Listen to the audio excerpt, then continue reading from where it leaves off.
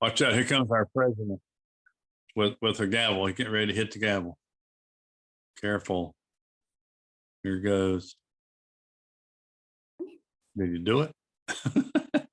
What? What? I'm going to mute myself before I get muted.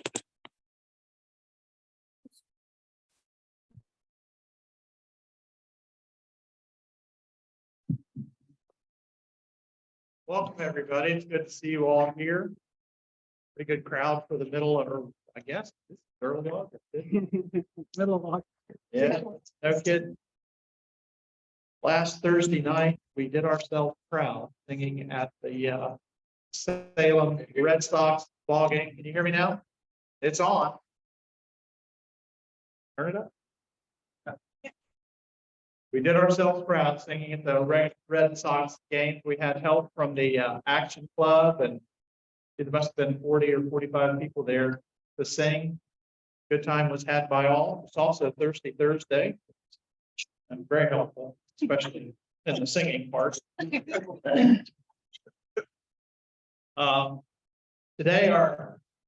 and just as a point of interest, the newsletter came out yesterday. Bottom of the newsletter is a listing of all the things that are happening in August. I encourage you, check out that newsletter. Alex Barge is doing that. He does a great job with it. And a lot of information is there. So if you haven't hit the website, looked at the newsletter, or checked out the calendar, please do. There's just a lot of stuff going on in August. The call for introspection today is Milton Hardy. Sherry Dillon will lead our pledge of allegiance, and Randy Myers will introduce our guest. Milton. Oh, there he is. Hello, everybody. Last time we had our introspection, we had great, well, one of the last few times. I remember when big coach over here, he talked about how bright is your light. And it kind of inspired me to read something else to you. Embrace your brilliance. Embrace your brilliance. Don't ever let anybody dim your light. In life, it's crucial to remember that you are the keeper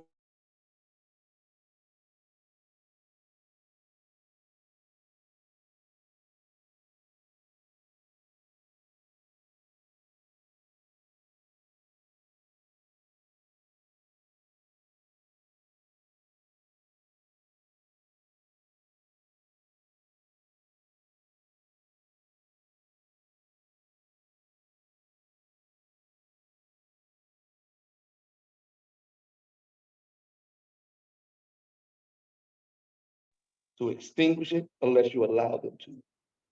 Be steadfast in preserving your authenticity and stay true to your values and dreams. Surround yourself with people who uplift and support you, and let go of those who try to diminish your life. Your journey may encounter challenges, but your unwavering belief in yourself and the radiance that you bring will guide you through illuminating the path ahead. Embrace your brilliance and let it shine unapologetically. For in doing so, you not only enrich your life, but also inspire others to ignite their own luminous flames. Don't allow anybody, and I mean anybody, to doubt your light. Shine bright.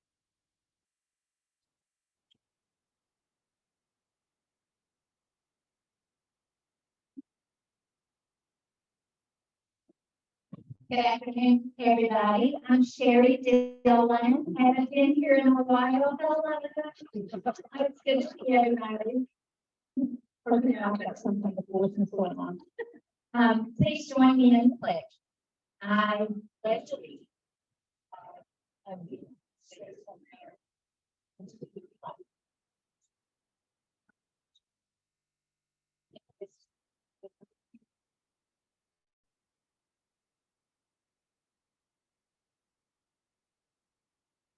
Randy.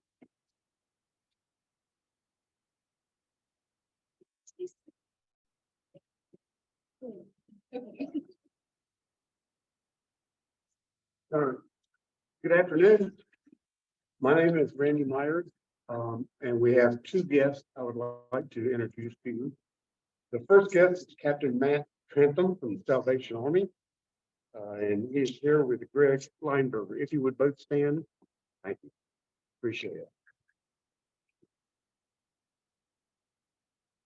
Our second guest is Katrina Anderson, who is here with Eric Danielson.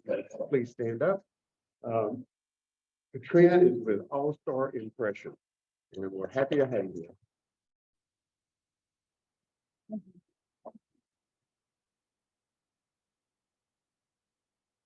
Don Witt will come forward with an announcement. We are sad to say that Brooke Holly has elected to step back from the board due to personal issues. She will continue to be in the club, of course, but we'll move forward. We will miss her, but nominations committee got on it right away. And we have nominated Greg Lineberger as the replacement for Brooke.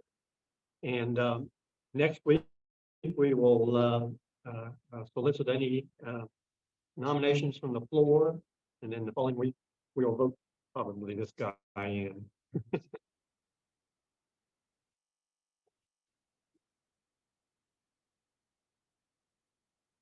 Thank you, Don. We have some special appeals today. Sherry should be passing stuff out. Do you want to do yours now? Or, okay.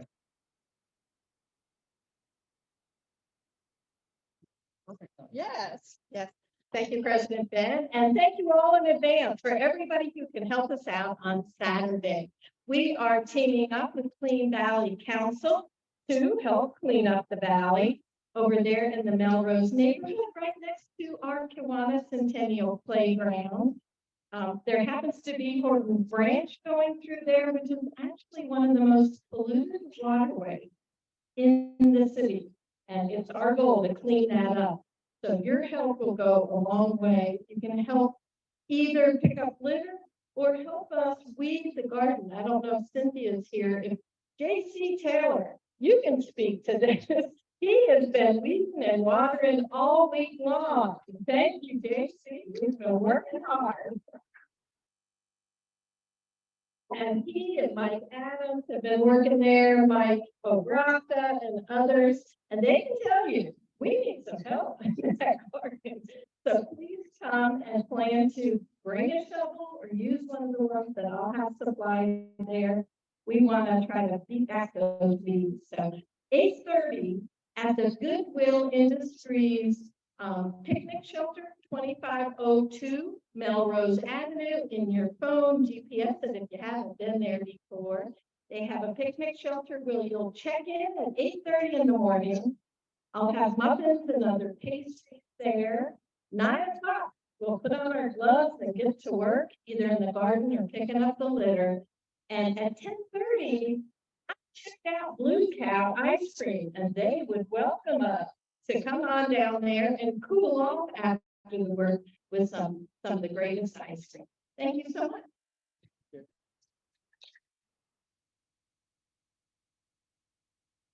Joyce Montgomery and Ducky Derby. Joyce Montgomery with Ducky Derby. As you noticed, I've been sitting outside collecting money. The Capital District Fund, this is one of the Capital District fundraisers for the district that we will have the drawing when we go to the convention, which is August the 19th.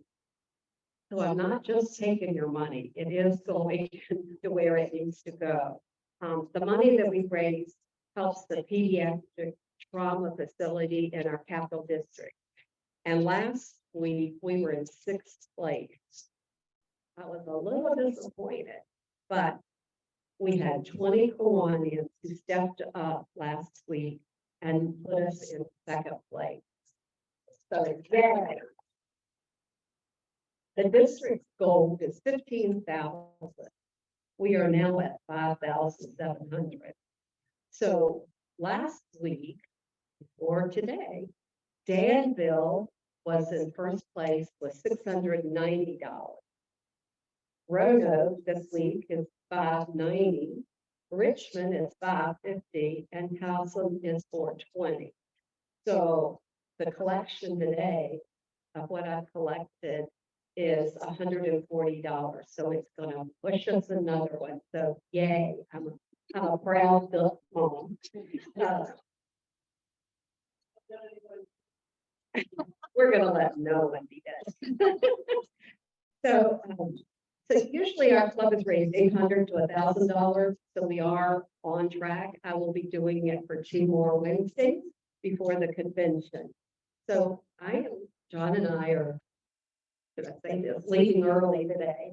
So if anyone has money that they want to give, you can give it to Don with. He will be taking money. If you have some you'd like to give to him today, and if not, bring some for next week. Thank you.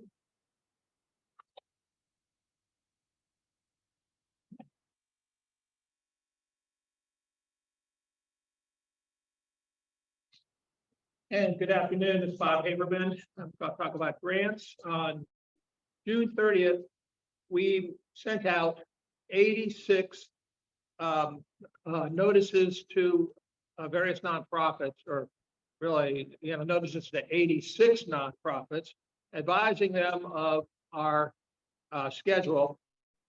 As you may know, they have until August 15th to submit a proposal. Excuse me, too much in my teeth here. And as of now, we have only received 1 back. So, so I'm encouraging you, if you're a sponsor, and many of you were last year, and I'm sure that some will be this year, that to, make sure that whomever you are sponsoring is aware that it's an August 15th deadline, must be postmarked by then, and absent some extraordinary circumstances like the dog ate the homework, we're not going to accept any others this cycle. So please get to your nonprofits and advise them, to submit an application. Thank you.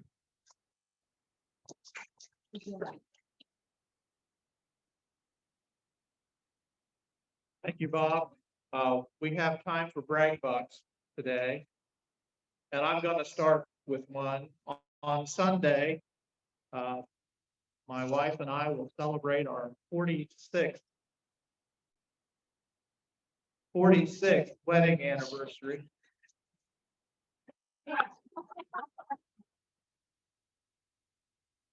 My wife and my 2 sons and granddaughters and daughter-in-law are certainly the blessings of my life. But I will tell you, and Beth will tell you, that it's probably 4 or 5 of the best years of her life. Secondly, I want to brag. This weekend is another highlight for me and for many in this room, and that's the Shiloh Baptist Men's Group golf outing, which is more of a feed than it is golf. There's more food than there is golf. But I have to brag on these guys. What they do in my business, in my work, I spend a lot of time dealing with private family foundations and nonprofits and public foundations. And they're very concerned about gathering in money, about accumulating. And in order for them to do the work that they do, they have to be able to add to their store. The Shiloh Baptist Men's Group doesn't need my help because they spend their money. And as I've said time and time again, we're in the business of lifting people up. And I can think of no better example than what this group of men and women do from Shiloh Baptist Church and raising people up. It's truly a hand up and not a handout. The money is spent every year, and it's a pleasure, absolute pleasure to be any part of it at all. So thank you all, Joe, JC, and others. And Ken Briggs will be playing. He's on Zoom. I'll be playing. Greg, are you playing? Feinberger, are you playing? Saturday. Come on, man. You guys are one of the sponsors. The third thing I want. All right. All right, all right, all right. Third thing I want to brag on. As many of you know, that Greenvale School closed its doors as Greenvale School about 4.5 or so years ago. Donna, is that right? 4.5 years ago. We entered into a kind of an unusual zero cost lease with TAP, so that TAP could continue to use the building, and they house their Head Start program there. The building was built specifically for little kids and for preschool education. And we were very fortunate to have TAP step in and be able to take over and use the building for Head Start. Now, for the past 4+ years, those of us that have remained on the board, which is me and Jean Bollendorf and Leanne Lincolnhofer, have been trying to find a long-term solution for the building. And I'm very, very pleased to say that after much work and negotiation and the good work of Annette Lewis at TAP and Tucker Lemon, our lawyer, we have finally been able to give the building to Total Action Against Poverty. To their programs will be able to continue ad infinitum without interruption. It is the best possible long-term solution. And I got to brag about Leanne Lincolnhofer, who was the director of Greenvale when it went down, when it ceased to function. She had such care and passion for the programming and for these children that it was her driving force that absolutely would not let this program fail. So congratulations to Leanne Lincolnhofer and her leadership. It was very much appreciated. So next friend.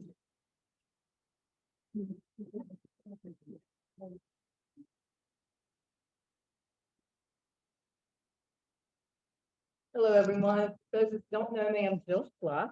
We're gonna brag on my son. I have 3 children, but he's my oldest, Levi. He graduated from Salem High School 2018, went to Tufts University in Greene County, Tennessee, and was there for 3 years until he returned home to help my husband, who many of you all know, has had a lot of health issues. He's had 4 spine surgeries over the last 5 years. And he helped my other son, Ray, run the business that was owned by my husband. Just yesterday, we received incredible news. He's been accepted by the University of Tennessee Environmental Science Program. There's only a 12% acceptance rate for transfer, so we are just so excited. Just had to break on him for a minute. Thank you, sir.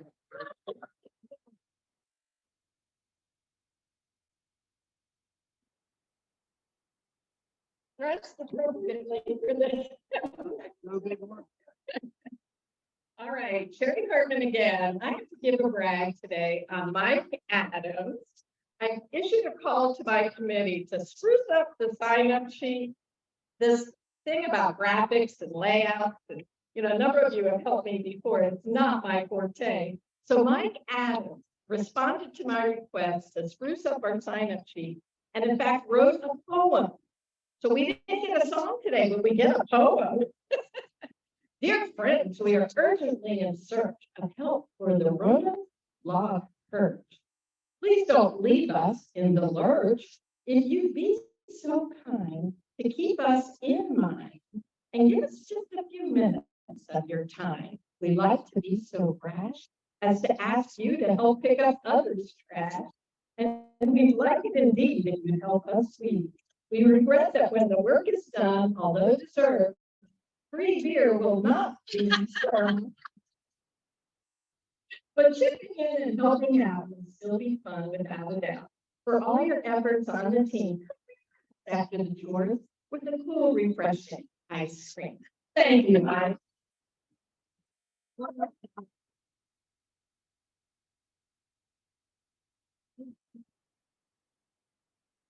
Bill Bestfitch, and over the last 30+ years that Sherry and I have lived in Roanoke, I guess I've hiked various trails up and down the area, scores, maybe hundreds of miles, but not so much in the last couple of years. So my brag is on our incoming president, Mike Proctor, who's got me back into hiking again last week and this week. And just in case you didn't read Alex's latest email carefully. Tomorrow's his birthday.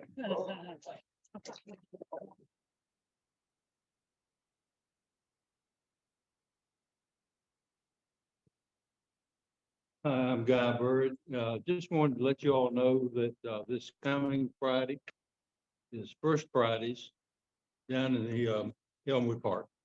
And one of the beneficiaries and participants will be the Adult Care Center. And so we have an obligation to have at least, I think, 10 volunteers. We have our minimum, but if anybody's interested on late notice and would like to work 4 or 5 hours on Friday afternoon, let me know. But we'll have fun. And the band is called Fuzzy Logic. I have no idea what that is. Unfortunately, I. Let me know if anybody's in.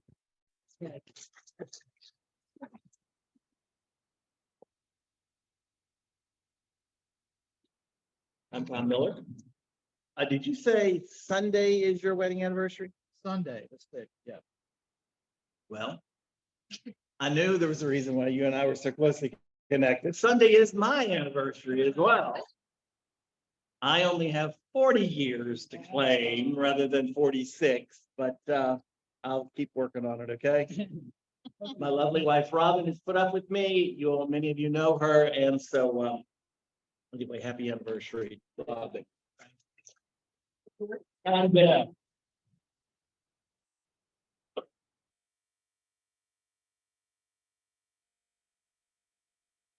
No other comers?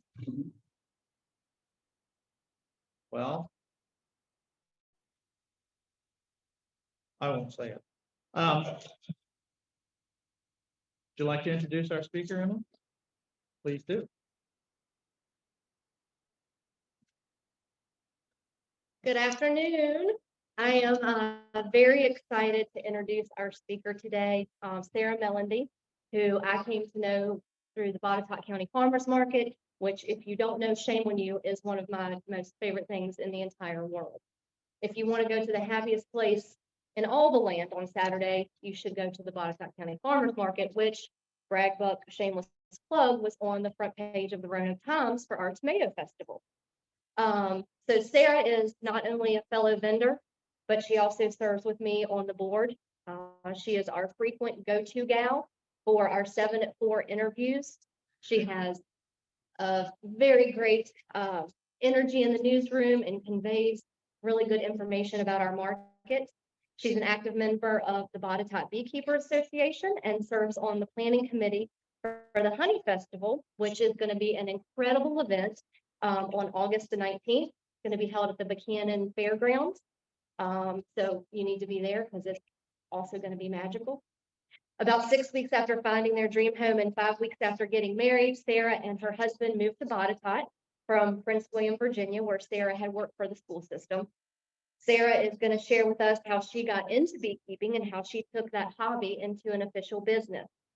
From honeybees to hive resources, Sarah has been able to develop a line of all natural products, which I can tell you are amazing. Would you please join me in welcoming my friend, Sarah Mellendy? Thank you.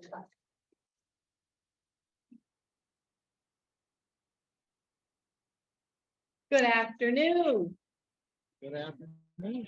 How ironic to me that 15 years ago, I was working in a high school in Northern Virginia, where I served as the faculty advisor of a key club with 120 members.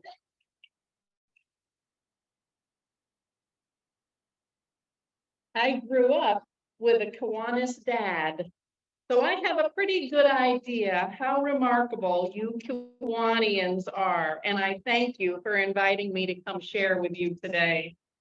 Actually, my dad was the president of this club. He was a Navy pilot. So I love living in beautiful Botetourt. I wonder if you know there is a honeybee sanctuary in Botetourt County.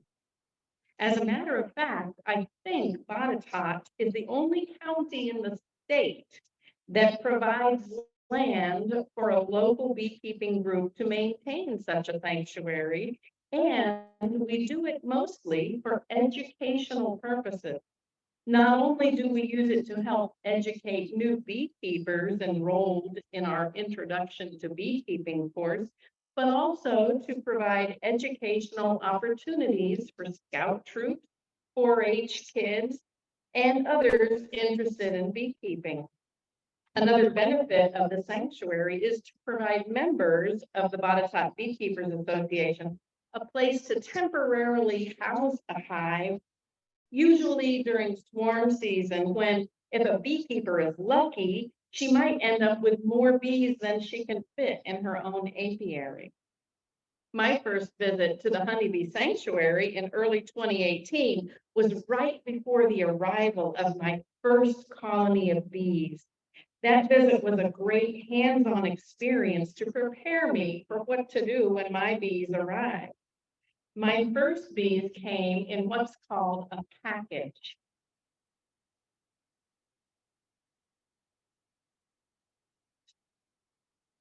This is a screened box that weighs about 3 pounds and contains roughly 10,000 bees. It costs $120. So this is one way to start a brand new hive.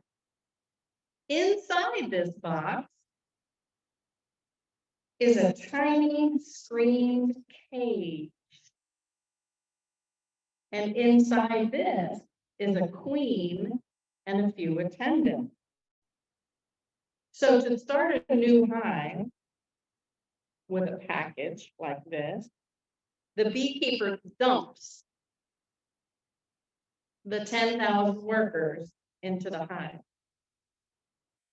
And many thousands go flying around your head. Yes, I wear a veil.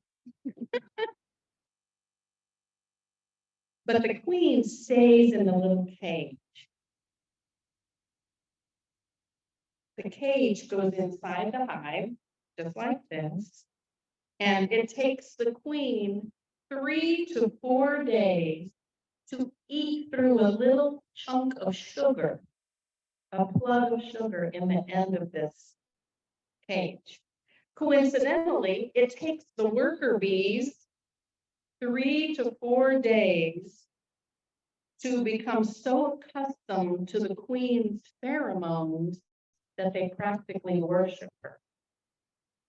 Once the worker bees have become intoxicated by the queen's pheromones, they love her forever. But if they haven't had time to get used to her scent, they will ball her and kill her. When my husband and I found our log cabin home on 5 acres, it was the creeping thyme that carpets my stone patio that inspired me to name my property Mountain Thyme. What a gift when we learned that the previous owner of our home was willing to leave her beekeeping equipment behind. Perhaps this was divine intervention. Of course, I looked into beekeeping, joined my local bee club, and took the beginner course in early 2018. My first bees arrived in April of that year, and since then, my life has changed in beautiful ways. Beekeeping is an expensive, fascinating, and time-consuming hobby. If you've never sat down to chat with a beekeeper, beware. We crazy people can go on for hours babbling about bees. I enjoy sharing what I have learned about the bees and how important they are, not only to our existence, but also the impact that we humans can have on bees. As I mentioned, beekeeping is an expensive hobby, and honey sales don't even come close to covering those costs. As a matter of fact, I don't think a beekeeper can actually make money from selling honey unless she has more than 100 hives. We now have 14 hives. And that is the max we can handle. So a few years ago, when our hives were finally producing enough honey for us to be able to sell it, it didn't take long to realize that the honey was selling quickly. So if I wanted to continue selling at the farmers market and winery events, I'd better come up with a plan. At that time, we were in the height of the COVID pandemic, washing our hands and using those harsh hand sanitizers more than ever. So I started experimenting with my beeswax and various oils and developed my signature bee butter, of which you will receive a sample today.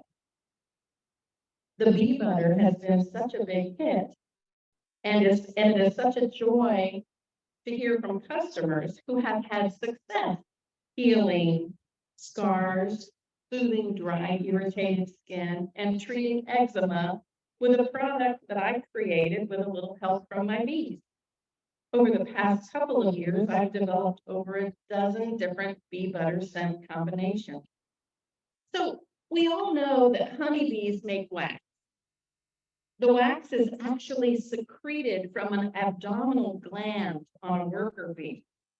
When I'm inspecting a hive and the bees are working on building wax, I can see the bees festooning.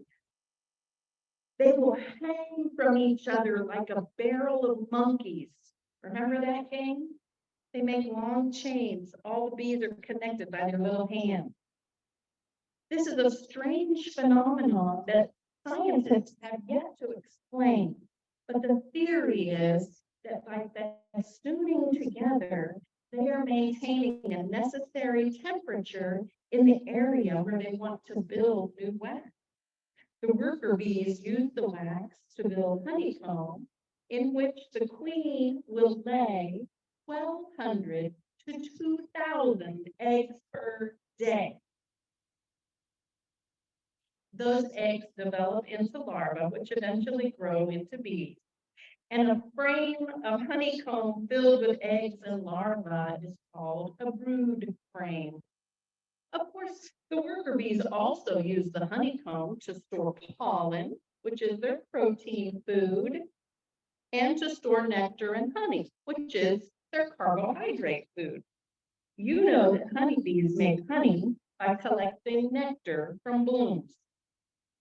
The nectar gets mixed with enzymes from their bodies, and after packing it into honeycomb cells, the bees work hard to adjust the moisture content of the honey before capping it off with a layer of wax.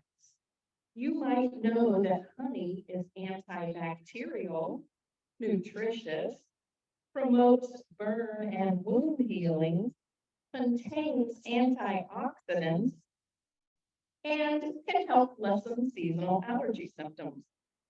But did you know that in her lifetime, a worker bee can produce only 1/12 of 1 teaspoon of honey? In her lifetime, 1/12 of 1 teaspoon. That's it. Also, it takes the nectar of 2 million blooms to make a 1-pound jar of honey. It's true. You will savor every drop of honey from now on amongst you. Don't spill it. As wonderful and beneficial as honey is, there is yet another substance produced by the bees that I find so intriguing. It is called propolis. And the bees make it by gathering saps and resins from trees and flower buds. In Greek, the word propolis means at the entrance to the city. Some people refer to propolis as bee glue. Honeybees are very hygienic, and basically they make this propolis to sanitize the hive and keep away viruses, to coat brood cells to provide the healthiest growing environment for the babies to smooth the rough edges to protect their delicate wings, and to seal up the hive, filling in any cracks or empty spaces. I enjoyed researching propolis, the most powerful and beneficial substance produced by honeybees. The health benefits of propolis are known throughout the world, but we don't seem to hear much about it here in America for some reason. Propolis has numerous beneficial characteristics. It is antibacterial, antiviral, antifungal, anti-inflammatory. It is analgesic, immune boosting, and can help lower blood pressure, treat skin conditions and symptoms of seasonal allergies, and is loaded with vitamins and antioxidants. It is sometimes referred to as the enemy of aging.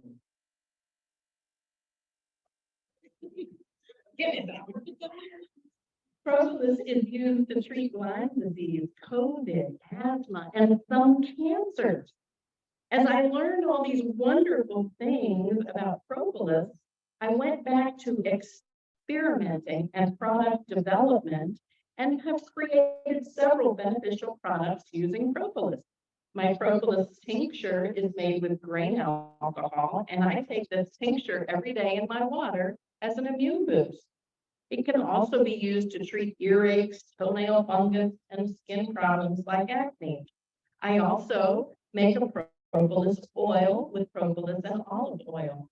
This can be useful for easing toothache and gum pain, clearing up canker sores and cold sores, and soothing many other types of burns, abrasions, and irritations.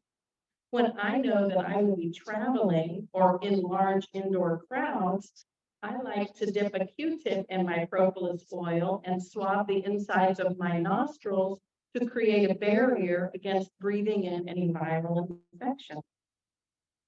There is a scientist right now at Radford University who is currently studying the antibacterial properties of propolis in Southwest Virginia.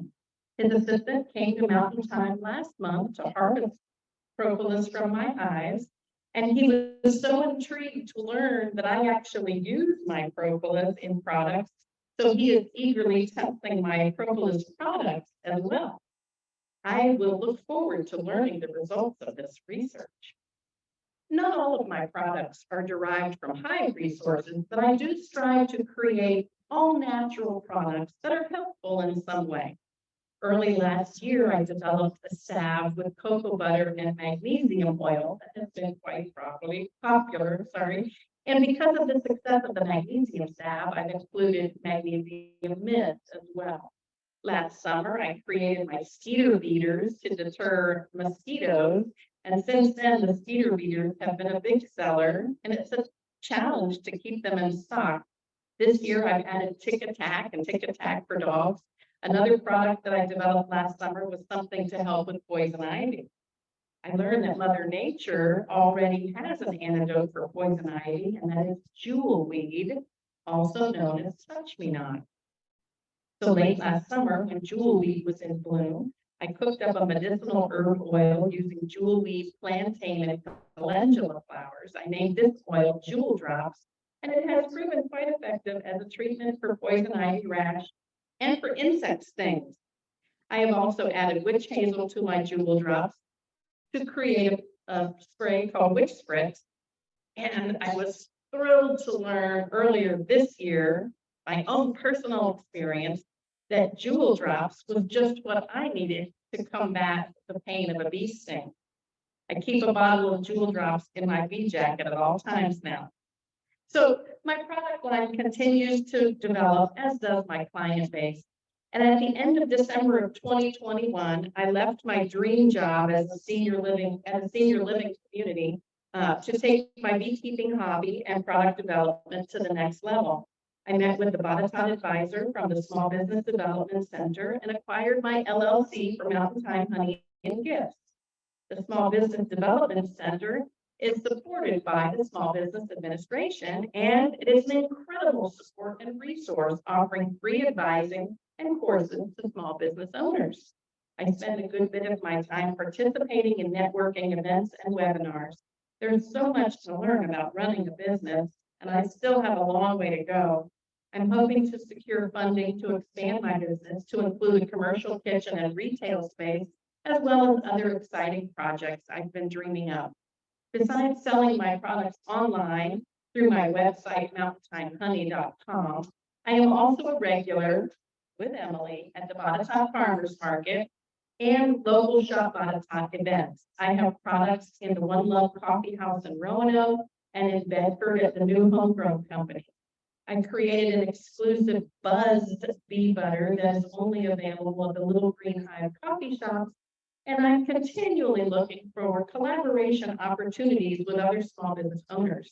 I just learned last week that I've just won a contest and will be the new vendor partner for the new Highlander Hotel in Radford.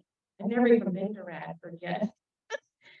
The owner of the Little Green Hive, which is a trio of coffee shops, adopted 3 of my new hives in April. That adoption fee paid for the 3 packages of bees, as well as the new equipment that I purchased. Those hives have her logo painted on the front, and her customers enjoyed a contest to name those 3 queens in May. I give her regular hive updates to use as social media posts, and she will be selling little jars of our honey in her shop by the end of the summer. I have commissioned a special edition Mountain Thyme honey soap from my friend who owns Sun and Spruce Soaps, and I'm working with a local potter on developing some other bee-related items. In the spring, my yoga instructor came to Mountain Thyme and taught a yoga with the bees class that was such fun. We have plans to do it again this fall.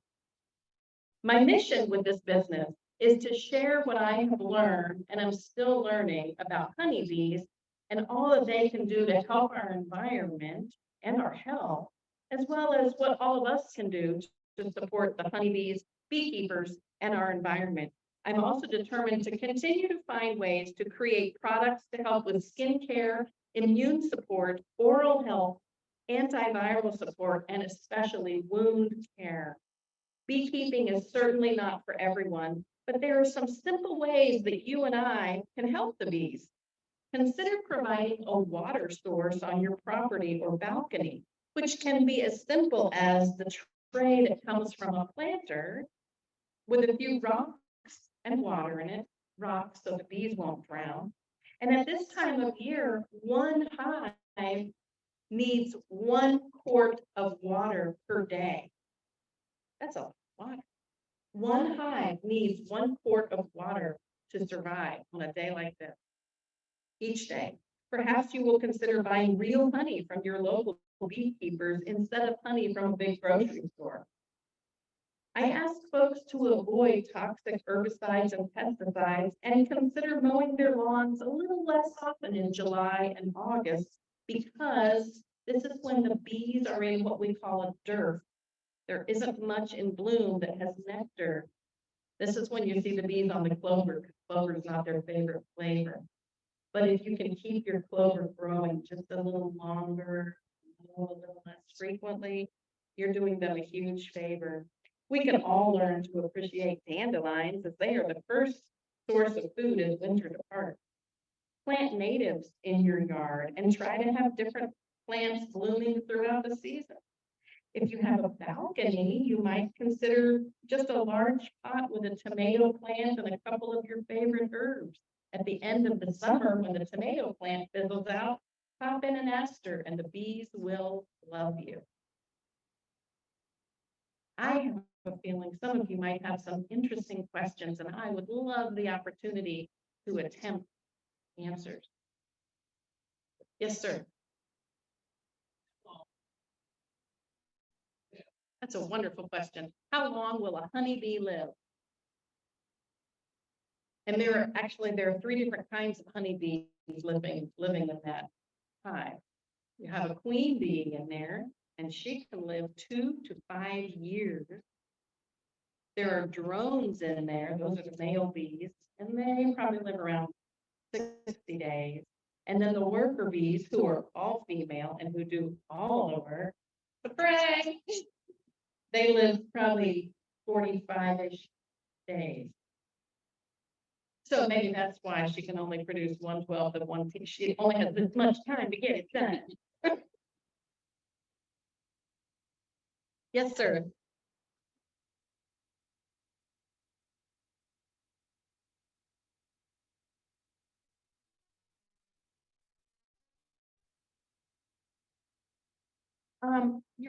So the question was, how frequently do I get stung? Because I mentioned that I keep my little bottle of jewel drops in my pocket.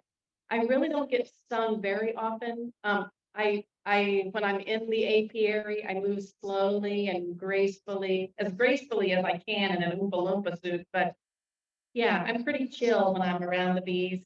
And I do suit up and I do wear gloves. So I get stung maybe, and I occasionally will smoke them. And I don't smoke them unless they get a little spicy. If they're calm, there's no reason for me to smoke them. And I'm going to tell you in a second why we even smoke them. But so I don't think I even get stung 4 times a year. Now, last year, it seemed like every time we would go into the hives, my husband was just getting stung left and right all the time. And so when we were inside a little later, he was bringing that up again. I said, well, maybe they can sense your anger. What anger? So I've noticed that this year, he's not saying, damn it, every time he drops his hive tool. He's just a little bit calmer and he's not getting stung as much. So he's catching on. So the smoker, so you see that beekeepers have a smoker. We fill ours with pine needles because they're so prevalent on our property. And the reason for the smoke is in that hive, the queen is always sending out her pheromones. That's kind of the language they speak. That's how she communicates with a hive. A queen is not a ruler. Her only mission in life is to reproduce like crazy. But there's a hive mind somehow, and her pheromones play a large role in that. And she can sense when there is a human or a bear or something outside the hive approaching. And so her pheromones are sending out a get on alert signal. Be ready to defend home. So if I were to puff some smoke in there, it just confuses the bees and they're not hearing her message. So they aren't getting on alert. They're just doing their regular thing. That's really what the smoke is for. Yes, sir.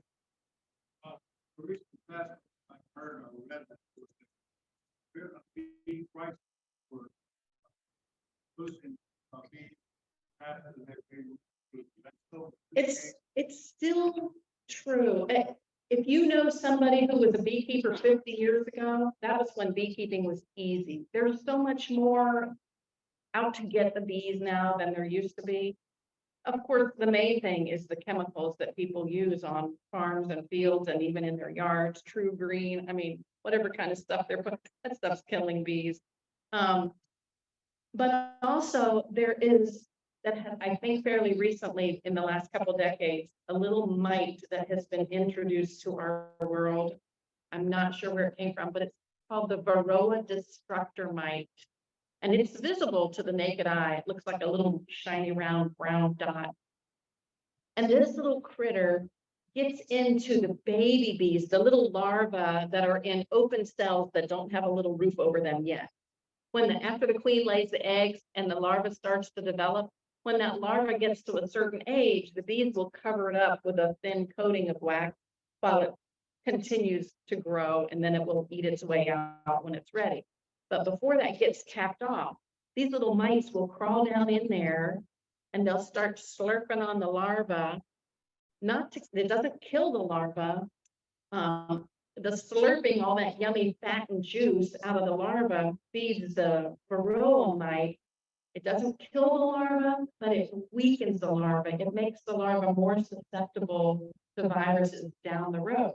So the larva grows, hatches out to a bee, looks like a beautiful, perfect bee. So looking at it, you wouldn't know there's anything wrong with it. But if it had a little mite sucking on it while it was growing, it's going to be weaker as it grows, and it's going to be susceptible to catching different kinds of viruses. And if that's happening throughout the hives, going into winter, you might think you have a nice strong hive. It's not the cold that kills the bees. It's weakness probably from that varroa mite that either cause them to get sick or just cause their numbers to shrink. So in the 5 years that I've been beekeeping, I was thinking, wow, I'm a mediocre beekeeper and I've never lost hives over winter until this past winter. And I lost all but 2 hives. So I have worked myself to death all this spring and summer to build it up to 14 hives. And hopefully they'll be strong and they'll survive the winter. And it's usually who knows what happened kind of thing, because I know really excellent beekeepers who do everything right and still lose bees over the winter. I think the percentage in the state of Virginia throughout the state is probably about 60% of hives get lost every winter. It's not the cold. There are beekeepers in Russia. Yes, sir. I have electric fences around my apiaries. Yeah, I have to. The bears would definitely get them otherwise. And you know, it's not the honey like Winnie the Pooh. They want to eat the bees for the protein. Yum, yum. Yes, sir.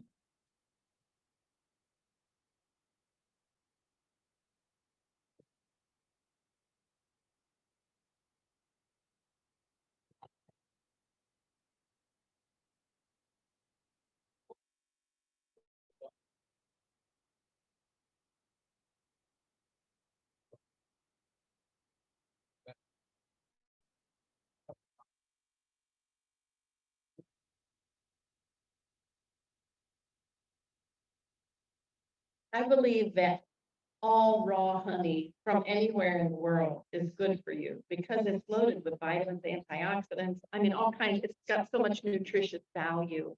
But if you are eating if you're eating raw honey because you want to help reduce your allergy symptoms, then yes, if you get it from local, which in our case could be anywhere in Virginia, North Carolina, pretty much the flora is so similar in the mid-Atlantic region. I mean, it doesn't have to come from your neighborhood. It's okay if it comes from a little farther away. But I feel like it's not just having a little bit of honey for 3 weeks when the tree pollen's really high. I think it needs to be part of your routine all the time. And what I have learned from my own experience is by taking that propolis tincture every day, which is much stronger than just the honey. I put honey in my yogurt every morning, but I take that tincture in my water. I've done it every day for 2.5 years. And this past spring was the first spring in my whole life that I didn't feel the pollen. I didn't have to take a Labor D around the clock. It didn't faze me at all. And I just think it's, in my case, it's the propolis. And that's local also. So interesting. Yes, sir.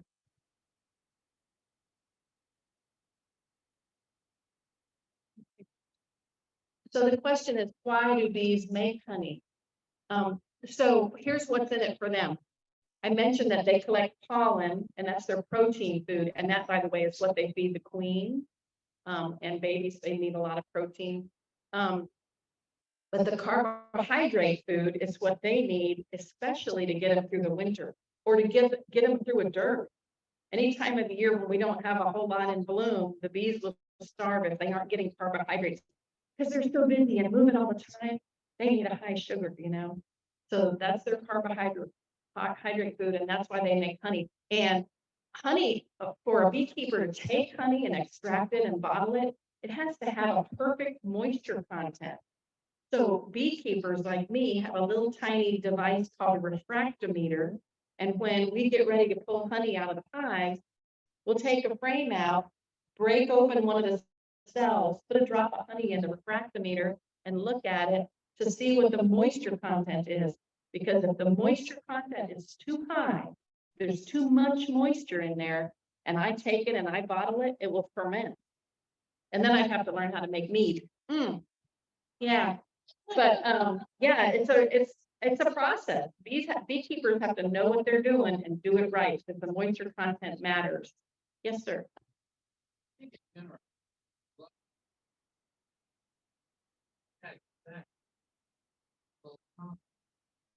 It's amazing. And they didn't even take geometry. Perfect hexagons, because that's the most space-saving shape. Yes, sir.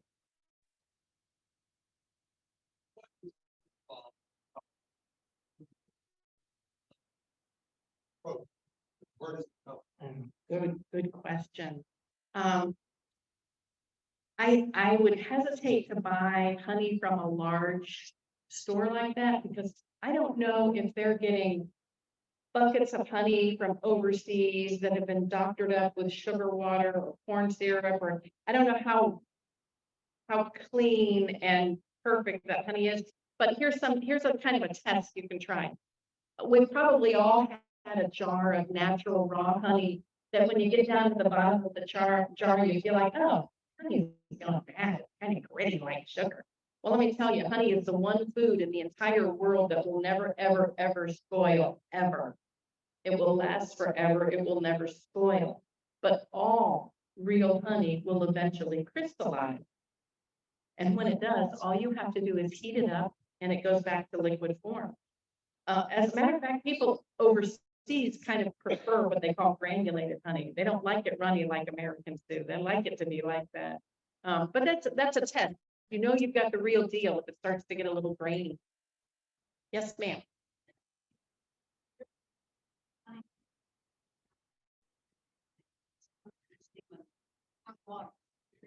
So yeah, and I think it's so expensive because number one, it's coming from so far away. And number two, that Manuka plant only grows there. So I think there have been studies that show that it does have some more benefits to it, more healing benefits than our honey does. But I doubt that it's that much more that it's worth paying that much. I think if you were to buy a local honey from around here, you'd probably be able to get that wound healing or whatever it is that you're buying Manuka for.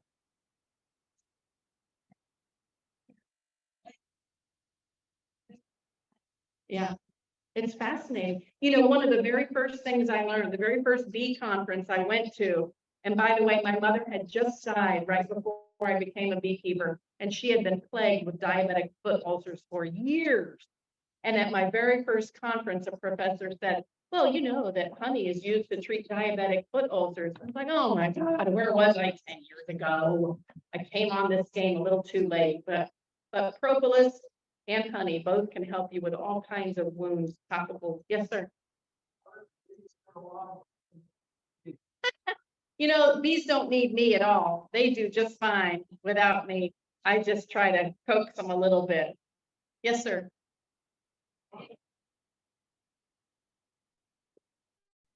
I'm ready. Oh, this is my favorite topic. So a typical beehive houses 50,000 bees.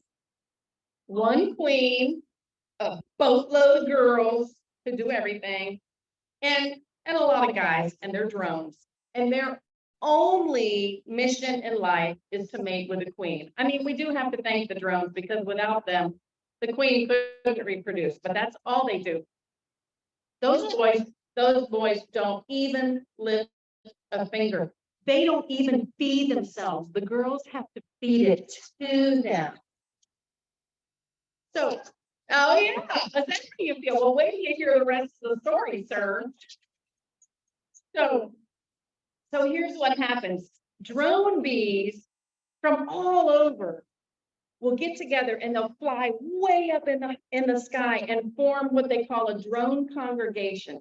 We call it a DCA, drone congregation area. It's a big cloud of hundreds to thousands of bees. They're all drones, way high. I've never seen one. And virgin queens from everywhere will go out on their mating flights and end up at that drone congregation. When a queen leaves her hive to go on that mating flight, she'll be gone from the hive for 30 to 45 minutes. And it's the only time in her life she ever leaves the hive to go on a mating flight. She only does it once. But when she goes up there in that drone congregation, 10 to 20 guys will jump her and have their way with her. But as soon as they do, their body falls apart and they fall to earth and die. Now, Emily, now wait a minute. If his only mission in life is to mate with a queen, come on, not everybody gets a turn, right? I still see drones in my hive right now, wandering around, doing nothing. So here's what happens. Right around football season, it starts to get a little chilly, you know.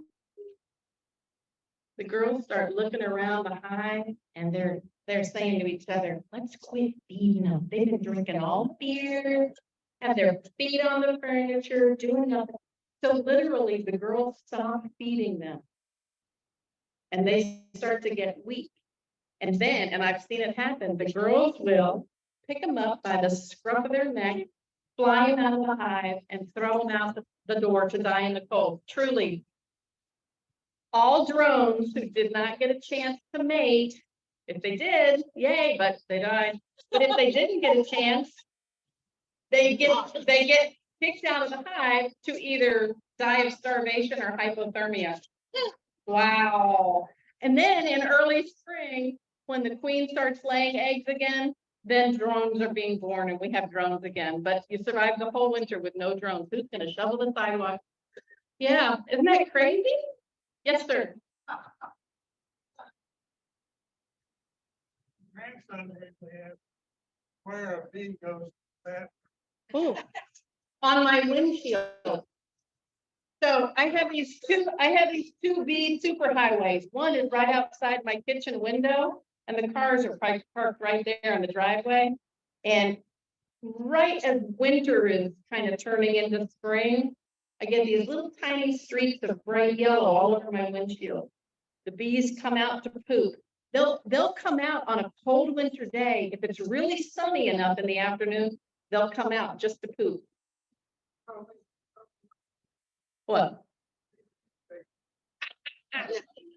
Oh, okay. I had it all wrong. The BP station. Are we done? Thank you. Thank you so much. It is our custom to provide an honorarium. Thank you. That was really, and other than the mail part, that was really enjoyable. It's intriguing, isn't it?